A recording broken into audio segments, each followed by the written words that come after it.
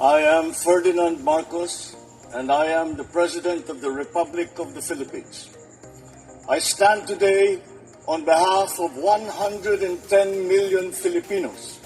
Hi everyone, hello universe, it's me again. Shout out sa inyo mga beswa, sa ating mga kababayan, Marcos Lili supporters, Filipino and OFW. Shout out guys, February 20, 2026. Ayan, meron tayong upload videos updates.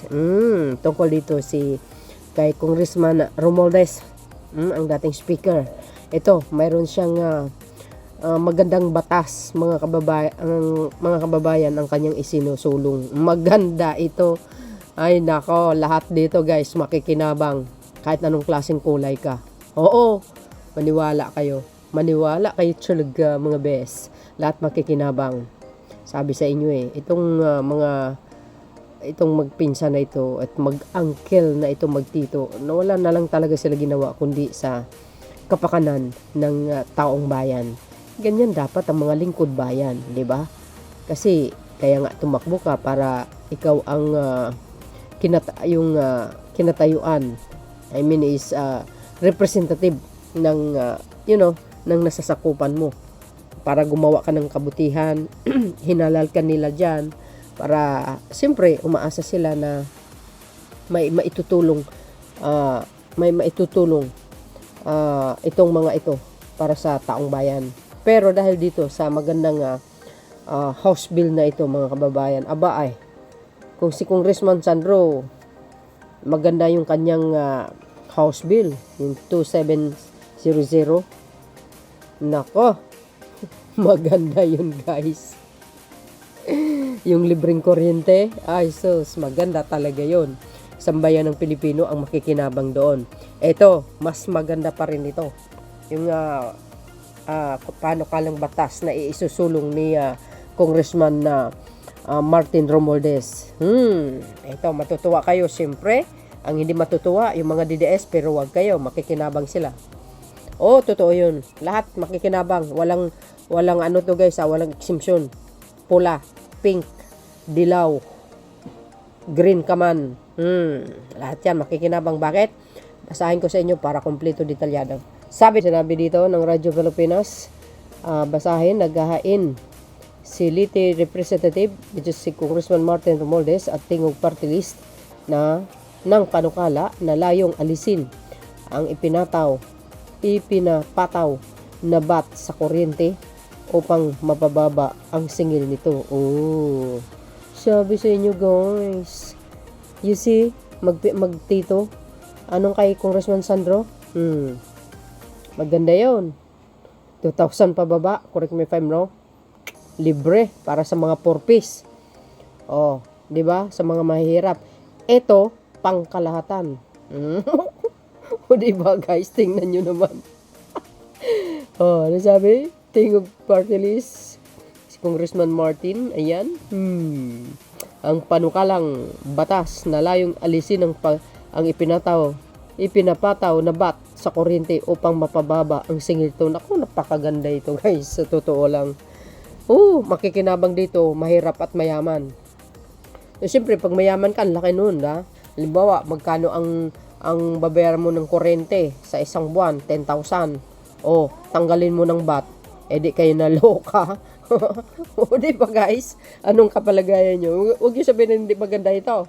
Maganda ito. Pakikinabangan ng lahat, sinasabi ko sa inyo. Yan si Congressman Martin Romualdez. You see? Sabi dito guys, basahin po natin. Oh no.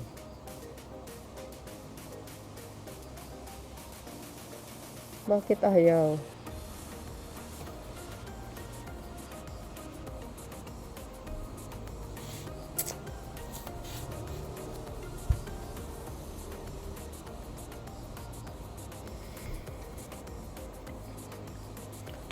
Ayan Republic of the Philippines, House of Representatives. Ayan Quezon City. Ayan, Metro Manila. 20th Congress, First Regional Session. House Bill number 4926. Wow, galing nito. Basahin ko guys kahit bagya lang Ito lang naman pinaka-importante. Sabi diyan Introduced by the Representative Ferdinand Martin Romualdez, G. Romualdez, Aida Markiki Romualdez, Andrew Julian K. Romualdez, and Jed Asidri.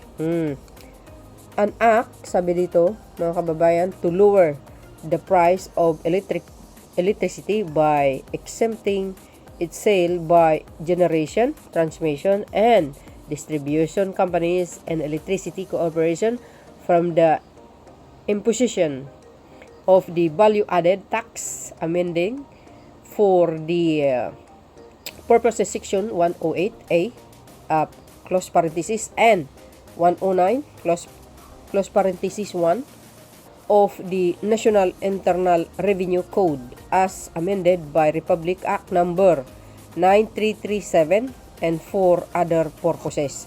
Oh, wow, maganda to guys, ha. Tanggalin ng VAT. Ay, sus Mariosep. Maganda yan. Oh, ayan oh. Anong sabi? Basahin po natin, ha. Electricity is a basic necessity that lower our homes, fuels our industries, and supports the delivery of essential public services. However, the high cost of electricity in the Philippines continues to burden Filipino households and business, contributing significantly to the rising cost of living and overall cost of doing business in the country. Oh, di ba guys? Anong po ang kapalagayan nyo? Malaking tulong to mga kababayan. Oh, ay nako, lahat tayo guys, nagbabayad. Pero pag ito na ipasa, nako, kalaking mabawas talaga.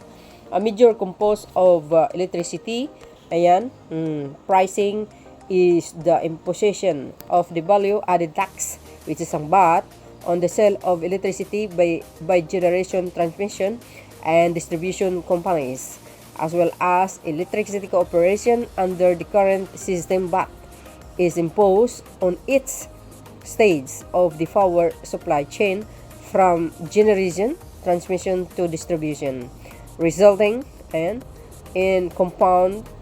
compounded tax costs that are ultimately passed on to consumer. Yun. Kaya nga, grabe guys. Yung iba nga nakakaawa, 'di ba? Yung iba nga mababa yung mga kita, tapos ang kuryente nila ang taas. Di kayo naloka. Tingnan nyo sa resibo nyo yung VAT magkano. Matindi, di ba?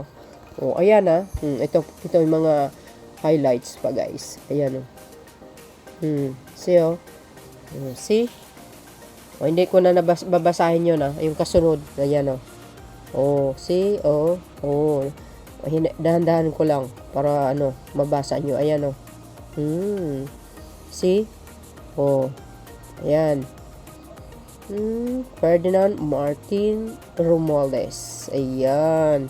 Ilan sila? Yeda, yung misis niya, tsaka yung pamangkin niya ba ito? At tsaka yung si Congressman Jude Asidri. So, yun, mga beswa.